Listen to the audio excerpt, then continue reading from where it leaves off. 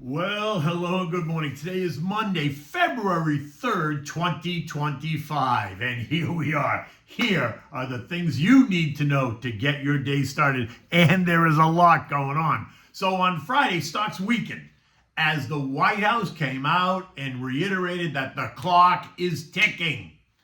And it ticked. And now the U.S. is imposing tariffs on the three Musketeers. Global markets are under pressure, all down greater than 1.5%. Oil is rallying on the tariff news. The VIX is surging as well. Expect the contra trades to be the winners today. And what do we have for dinner tonight? Well, you need some comfort food. So we're going to have the mac and cheese, but it is not your kids' mac and cheese. Okay, so stocks sold off on Friday as investors prepared for the U.S. to impose tariffs on Mexico, Canada, and China. Something that apparently it had not been listening to no matter what, that it's been so well publicized. It's been publicized for weeks, if not months, right? So this was not a surprise at all. The idea that traders were flummoxed, as Bloomberg said, is confusing to me. Where have these traders been? Have they not been listening, or did they just not believe that the U.S. and Donald Trump would impose these tariffs? Stocks, which had been higher on Friday, got spanked as the White House Press Secretary Caroline Leavitt took to the podium at about 1:30 to reiterate and confirm the plan. Again, it has been in the headline for weeks now. I guess some investors just didn't want to believe it. So the Dow suddenly turned and it lost 337 points or 0.75%. The S&P down 30 points, 0.5%. The Nasdaq lost 54 points or 0.3%. The Russell gave back 20 points or 0.9%. The transfers got hit the hardest, down 205 points or 1.25%, while the equal-weighted S&P lost 58 points or 0.8%. This morning, global markets are repricing assets all over the place, and they're all lower now that Trump has done exactly what he said he was going to do. Asian markets closed lower. Japan down 3.5%. China down 0.4%. Australia down 1.8%. Taiwan down 3.5%. South Korea down 2.5%. European markets all down more than 1.5%. And U.S. futures are pointing lower as well. Dow futures down 600 points or 1.3%. S&P is down 95 points, down 1.6%. Nasdaq down 375 points or nearly 2%, while the Russell is down 50 points at 2.2%. Get ready, because it's going to be an ugly, kind of uncomfortable day. The VIX is surging up 20% at 1959, but is still not in the danger zone, right? The danger zone defined it better than 28. Expect the contra trades, though, to do well today. The DOG, the SH, the PSQ, the VIXY, and the SPSX will see volumes explode as some investors look to blunt the downside move. So here's what you need to know. Trump has issued executive orders imposing new tariffs on imports from Canada, China, and Mexico. While this move fulfills his promises, it has triggered retaliatory actions from these trading partners, raising concerns about an extended trade war. Donald now acknowledges that these measures could lead to short-term higher prices and lower supply in the market, causing short-term disruptions. But he is confident that Americans will support this move to stop the illegal immigration and drug issues at the borders, arguing that Canada, Mexico, and China have not done enough to stop the flow of fentanyl and illegal immigration into the United States, saying on Truth Social that it's his duty as president to ensure the safety of all Americans. Now, he declared an economic emergency to impose these tariffs, 10% on all imports from China, 25% on imports from Mexico and Canada, and 10% on Canadian energy, right? Oil, natural gas, electricity, blah. These tariffs affecting key goods such as oil, lumber, produce, clothing, auto parts, plastics, textiles, and computer chips. And it's all going to take effect tomorrow. Notably, there are no exceptions for U.S. importers. The moves have triggered immediately retaliatory actions and retaliation from the key trading partners. Mexican President Claudia Sheinbaum Pardo, who doesn't really control her country, right, rejecting the idea that the cartels control the country, imposed retaliatory tariffs, while lame duck Canadian Prime Minister Justin Trudeau announced matching 25% tariffs up to $155 billion on the U.S. imports. Trudeau also encouraged Canadians to choose Canadian products, effectively calling for a boycott of U.S. goods. Several Canadian provinces have begun removing American alcohol brands from the government store shelves in protest. all what you would expect. China has yet to impose new tariffs, but has signaled that necessary countermeasures are coming. Its Ministry of Commerce plans to sue the U.S. at the World Trade Organization for what it calls wrongful practices. Now, while markets are lower, energy is higher. Why? Think about this. We, the U.S., consume 20 million barrels of oil per day. We produce 13.2 million barrels per day. Canada supplies us with over 4.3 million barrels of oil per day. And with a 10% tariff imposed on Canadian energy, we can expect that we might see prices rise a bit, right? At least in the short term. Despite Trump's warning that he will escalate tariffs further if countries retaliate, his move has already set a trade dispute with America's 3 trading partners. But let's be clear. This is a drug war with the Mexican cartels and with China. This is not a trade war. Now, the reaction is always shoot first and ask questions later. And that is what we see happening today. The markets always overreact, right? Recall what happened last Monday with the news released by DeepSeek, right? How the markets collapsed, right? The sell algos are blowing up, causing the buy algos to just step back, once again leaving a void in prices, and so prices are falling. But again, do not forget, buyers are not running away. They're just repricing what they're willing to pay based on the headlines. And as prices go lower, the buyers will become at some point more aggressive.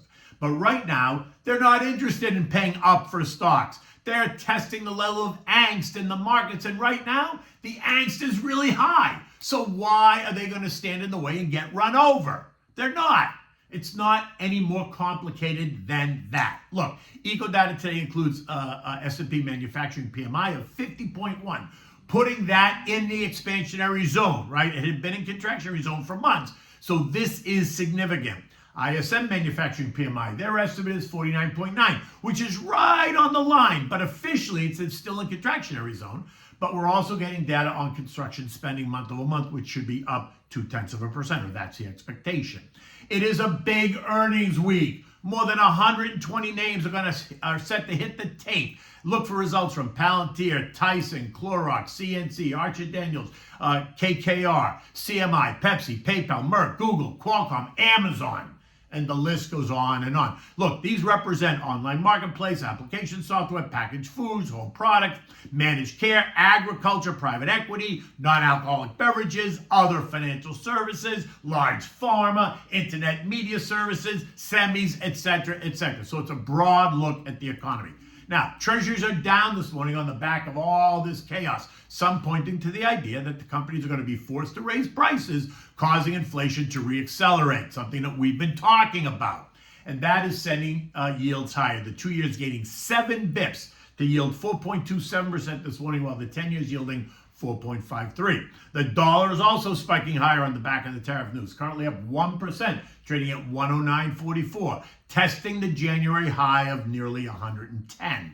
Oil is up $1.75 or 2.4% as the tariff news takes root. Look, we discussed this last week. The tariffs on energy are going to cause short-term spikes in prices, but they can also disrupt supply chains and create uncertainty, right? All while the threats on oil-producing nations like Mexico and Canada could cause them to retaliate by reducing oil exports or cutting production, which will tighten supplies and send oil prices higher alone, right? Again, you can also argue that oil traders are buying oil to hedge against what's perceived to be coming inflation or the economic uncertainty that some think will be triggered by the disputes. I expect oil is going to continue to test higher in the days ahead. I wouldn't be surprised if we saw it test $80 a barrel, which I think is a very real possibility if this anxiety continues. Now, gold, which busted out last week, is not really reacting to the news right now, right? It reacted ahead of the time last week when it busted out. This morning, it's down $2.50 at 28.32. Now, remember, last week we tested 28.50, a level that I had identified where I think it ran into some resistance. This morning, gold traders are reassessing the news and what it really means. Will this see inflation surge? Will the news cause a flight to safety? Right? Remember last week I said, don't get so excited yet after it busted up and through. While the breakout to 28.50 was positive, we have to see how it acts in the next couple of sessions. Short-term support is down at 27.75, while trendline support is down at 27.18. Something that I don't think is going to happen, but just so you have the data point. Now, the S&P closed at 6,040 on Friday, down 30 points, giving back the 30 points it gained on Thursday, leaving us in the same place where we were earlier in the week, right? We've been churning. We were down 30, up 30, down 30. But today, we're going to go down again. S&P futures at 7 a.m. are down 90 points, getting weaker as the sun rises up over the Atlantic. The move today most likely going to cause more damage to the markets, and that will need to be repaired in the coming days as the headlines become clearer. If they become clear, right? If anyone is surprised by the market's reaction, then you just have not been paying attention. What did you really think was going to happen if he imposed it? Did you think there was going to be an 11th hour deal? Well, many did. But that's not what happened, and so the markets are now going to have to reprice. Now, if there is a deal in the next couple of days, we'll see the markets take off again. But you have to understand, right now, there is no deal.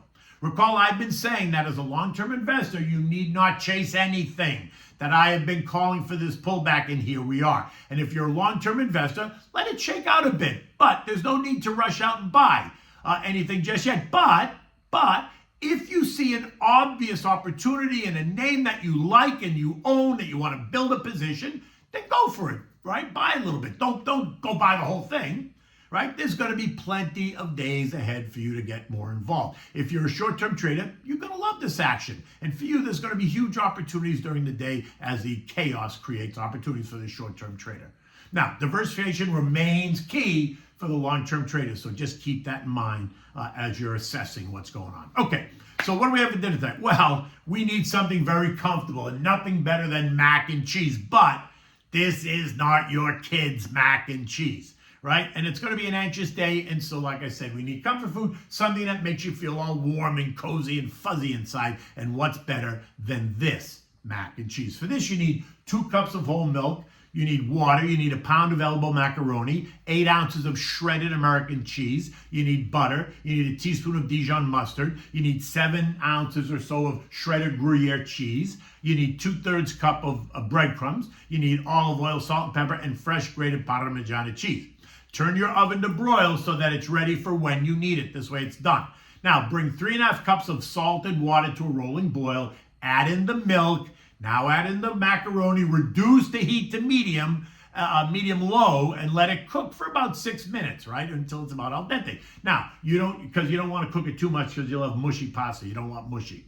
Now, the pasta should suck up all the water in the milk. Now, if it doesn't, then you use too much, so just strain it off after about 6 minutes. When it's cooked, and all the water, everything's been absorbed, add the shredded American cheese and the mustard, stir it constantly until the cheese melts. Should take you about a minute or so for that to happen. Then take it off the heat and now add the shredded Gruyere. Mix that really well to distribute it around, and then put the whole thing in a buttered Pyrex baking dish. In the meantime, add the breadcrumbs to a frying pan and a dollop of butter. Cook over medium heat until the butter melts. Remove it from the heat and spread the breadcrumbs all over the top of the mac and cheese. Then take the fresh Parmigiana and top the Parmigiana, and then place the whole thing under the broiler from the middle rack. Don't put it right up against the heat because you're going to burn it.